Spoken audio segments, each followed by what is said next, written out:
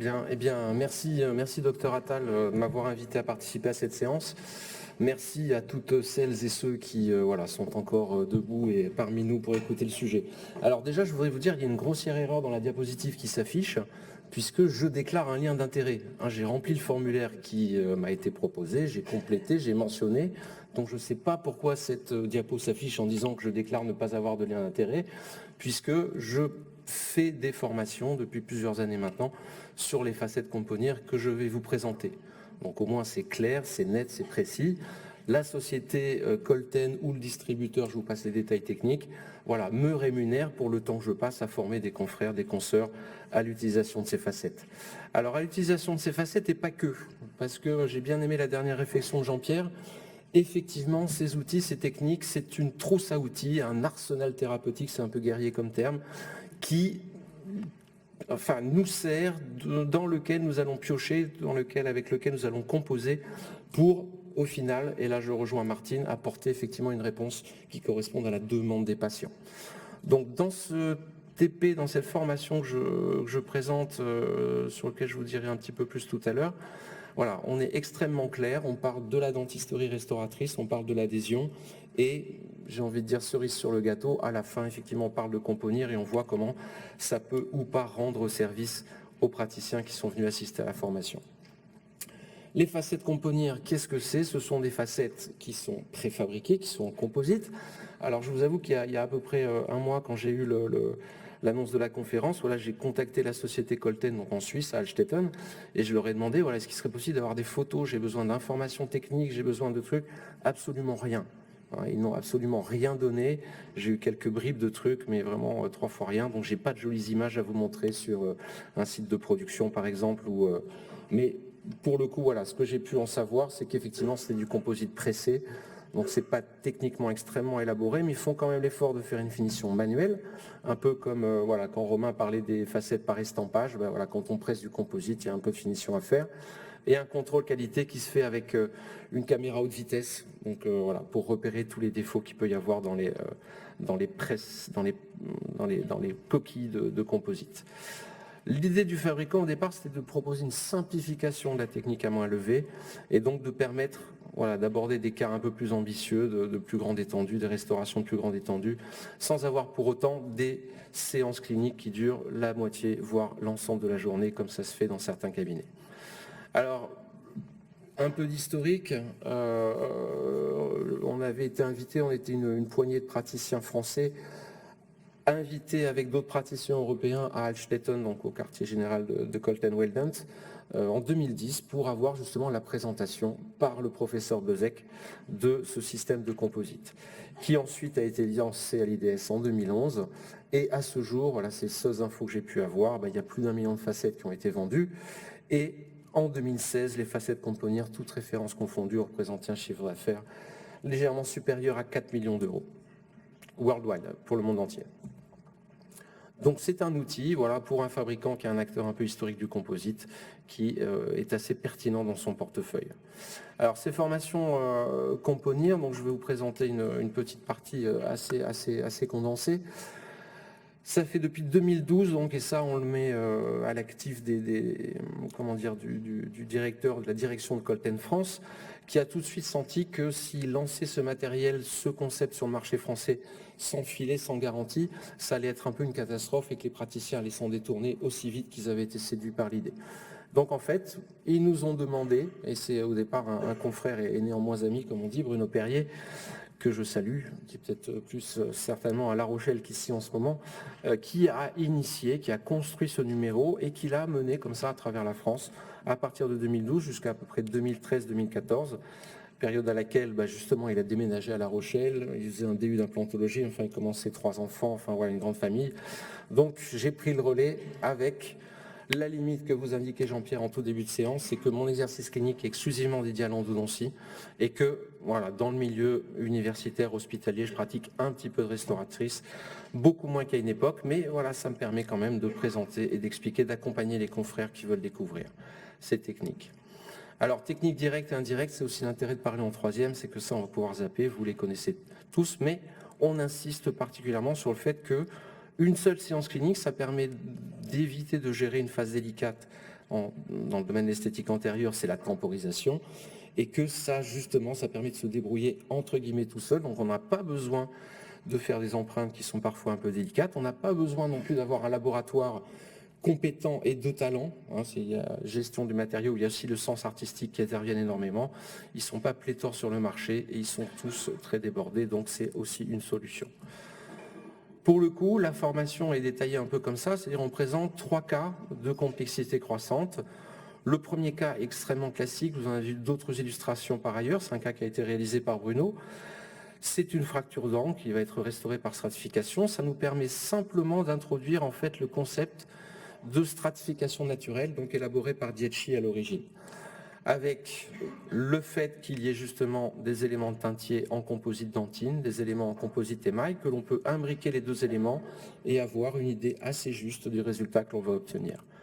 La réalisation elle-même ne demande pas spécialement de commentaires. Le champ opératoire, bien évidemment, même si c'est, voilà, Bruno est un garçon qui travaille très bien et très très vite, l'isolation, 2 trous suffisent, la matrice est là, les procédures de collage, les matériaux sont protégés, ne sont pas soumis à la respiration du patient, donc on évite de coller les pieds dans l'eau, on le sait tous, c'est toujours plus efficace. Là, la restauration est très simple, la stratification rapide, et on peut d'ores et déjà insister sur cette question de champ opératoire en montrant que les dents se sont déshydratées au cours de la restauration, ce qui montre bien, là on voit que la restauration a l'air de ressortir un petit peu plus, donc on insiste sur le moment optimal pour choisir la teinte, enfin tout ce genre de paramètres, et on voit les confrères, les consoeurs prendre énormément de notes. Donc c'est des choses qui sont, pour vous qui êtes dans la salle, je pense extrêmement classiques, extrêmement simples, mais qu'il est bon de rappeler, qu'il est bon de revoir, tout ça dans un sens un petit peu logique, pour justement accompagner l'implémentation d'une nouvelle technique. On va passer à des cas légèrement plus complexes avec une reconstitution beaucoup plus ambitieuse, où toujours en s'appuyant sur le même principe, on va leur parler, leur expliquer à quoi sert la clé palatine, comment justement ça permet de prendre une empreinte de la phase palatine ou de la phase fonctionnelle de la restauration et comment ça va nous permettre de gagner du temps dans les ajustages, les réglages occlusaux en fin de séance. Là, pour le coup, voilà le montage mamelon dentinaire. Et à ce stade, on intervient aussi, on rajoute, on insiste beaucoup sur le travail de l'état de surface. Là, Romain en a parlé un petit peu tout à l'heure. Effectivement, quand on arrive à une stratification, bon là, la morphologie est impeccable, la teinte impeccable aussi, on s'aperçoit tout de suite que ce n'est pas une dent naturelle et qu'à partir de là, il faut pas mal de travail avec tout un protocole de fraises diamantées, de polissoirs pour recréer les macro-reliefs, les micro-reliefs à la surface de la dent. Sans oublier, bien évidemment, un polissage, un brillantage soigneux à la fin de ces étapes de finition. Donc là, pour le coup, une méthode de restauration un petit peu plus élaborée qui nous permet, donc par analogie avec la clé palatine que l'on vient de présenter donc les clés vestibulaires. L'idée de départ étant relativement simple, de la même façon qu'une clé palatine permet de gagner 5-10 minutes en fin de séance dans le réglage de l'occlusion, la clé vestibulaire permet de gagner en fin de séance 5 ou 10 minutes dans les phases de caractérisation, dans les phases de travail de l'état de surface pour avoir un rendu beaucoup plus naturel. Alors les indications sont essentiellement des cas où l'on a besoin, où l'on a envie de faire des corrections sur plusieurs paramètres, ce soit la teinte, la forme et la position, cumulées ou pas. Et là, ce sont les indications qui étaient sorties, qui avaient été mises au point définies, on va dire, par Bezek et le service, professeur Bezek et le service marketing de Colten. Voilà, on a fait un petit peu le tri aussi là-dedans, en s'apercevant que nos patients n'étaient pas tout à fait la même que les patients suisses-allemands. C'est une évidence, mais bon aussi de le rappeler. Et que dans toute cette liste d'indications, en fait, on va en retenir quelques-unes, mais pas vraiment toutes. Donc ça, c'est une photo qui est un petit peu pour faire peur, mais c'est pour rappeler l'importance d'avoir un contrôle de plaque, d'avoir une hygiène qui soit, je dirais, d'un bon niveau, pas exceptionnel, avant de se lancer. Et j'insiste toujours beaucoup là-dessus. Voilà, essayer de contrôler tous les facteurs délétères avant d'amener nos outils, nos matériaux et toutes les limites qu'ils peuvent avoir. Alors pour commencer les indications, on parle d'un cas où bien évidemment ce n'est pas une indication de réaliser une facette componir, ce n'est même pas une indication pour réaliser un composite en technique directe. Ça, je pense que vous êtes tous au courant, ce sont des cas qui répondent très très bien au traitement d'infiltration de résine. Je vous renvoie aux travaux de Anthony Atlan et collaborateurs. Voilà, 3 très beaux articles qui ont parlé de toutes les indications de ces traitements d'infiltration, mais pour le coup, il est bien évidemment hors de question de porter la fraise et de faire des collages sur ce type de situation. Dans ce genre de cas, ça peut se discuter un petit peu, puisqu'il y a effectivement des taches blanches qui vont répondre au traitement d'infiltration de résine, mais par contre, les taches brunes peuvent avoir un petit peu plus de mal à répondre, peuvent garder un bord un petit peu coloré, un petit peu saturé, et pour le coup, voilà, on peut être tenté de passer à l'étape au-dessus, surtout qu'il y a des anomalies de position à corriger. Alors là, les cas que je vous montre, vous l'aurez bien compris, ce sont des cas qui ne sont pas les miens, ce sont des cas, là en l'occurrence c'est un cas du professeur Beuzec, avec une technique de pose de champ opératoire qui est assez intéressante, que je vais vous détailler un tout petit peu plus loin, mais rapidement toujours. Et c'est typiquement le type de situation, le type de restauration. Si vous regardez le site componir.com, si vous regardez sa littérature, le CD-ROM qui est livré avec le coffret, vous verrez que tous les cas sont un petit peu standards comme ça. C'est toujours des sourires assez, là pour le coup, on va dire assez préfabriqués, mais liés là aussi, je pense, comme disait Martine, à des demandes spécifiques de ces patients suisses-allemands. On ne va pas les stigmatiser, mais voilà, pour le coup, ils ont des exigences esthétiques peut-être un peu plus élevées et tout un peu plus standard que notre conception un peu plus latine de l'esthétique. Plusieurs situations cliniques. La pose de la digue sur laquelle on n'insistera jamais assez. Alors avec la méthode traditionnelle, les ligatures, c'est très bien, c'est très joli avec les digues en ton pastel là, qui sont à la mode actuellement. C'est effectivement les conditions opératoires les plus confortables pour travailler et les plus sereines. Personne ne m'enlèvera ça de l'idée. Maintenant, dans certaines situations, avec notamment des collets qui peuvent être assez festonnés, avec l'apex sur un des cas précédents, l'apex du collet qui est légèrement décalé, ça peut devenir très délicat de poser le champ opératoire correctement, et pour le coup, ça peut même devenir une gêne, alors que ça doit être une aide. Le professeur Beuzec a proposé cette technique qui vaut ce qu'elle vaut, avec une isolation qui va concerner tout le cadran, voire quasiment toute l'arcade, 2 crampons posés sur les dents postérieures, et la digue qui est découpée en suivant l'arrondi de l'arcade, le versant palatin étant collé et le versant vestibulaire retroussé à l'intérieur du vestibule, tout cela étant maintenu en place avec de la colle histoacryle. Ça fonctionne très bien. On s'affranchit pour le coup de la respiration buccale, c'est toujours ça. Les puristes vous diront que le fluide claviculaire va continuer à sourdre et donc peut perturber le collage dans la zone cervicale. Pour ce qui concerne les facettes componir, ce n'est pas forcément stratégiquement trop défavorable puisque le composite en fait n'est pas exposé en surface. Le composite apolymérisé, c'est le composite d'assemblage. Ce qui est en surface, ce qui est en contact ou en tout cas à proximité des tissus parodontaux, c'est la coquille de composite qui est déjà polymérisée.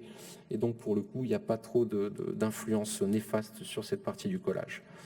Voilà typiquement un cas où ce n'est pas une vue finale, mais c'est une vue initiale. Donc là, pour illustrer un petit peu et surtout bien insister sur le fait de la mesure, de l'évaluation de la demande esthétique du patient. Est-ce qu'elle est raisonnable, est-ce qu'elle est légitime, ou est-ce qu'on rentre dans des problèmes de dysmorphophobie? Ça, c'est toujours quelque chose dont il faut se méfier. Un autre exemple, donc avec des facettes qui ont été posées dans un cas où il fallait réduire, où la demande était de réduire, de diminuer, supprimer les diastèmes interdentaires, avec un résultat qui est tout à fait satisfaisant, on va dire, d'un point de vue esthétique. On n'atteint pas le rendu esthétique des facettes en céramique feldspathie, mais une amélioration quand même très notable de la situation, et surtout, corollaire de ce que je vous disais il y a un instant, une réponse parodontale qui est extrêmement satisfaisante. Ça, je vais passer, activité cardiaque non stabilisée, les contre-indications liées aux facteurs occlusaux. Ça aussi, ce sera peut-être des questions à poser à Jean-Pierre Attal. Les composites ont quand même un comportement qui actuellement les fait utiliser par pas mal de praticiens pour restaurer des patients, restaurer les dents des patients bruxomanes.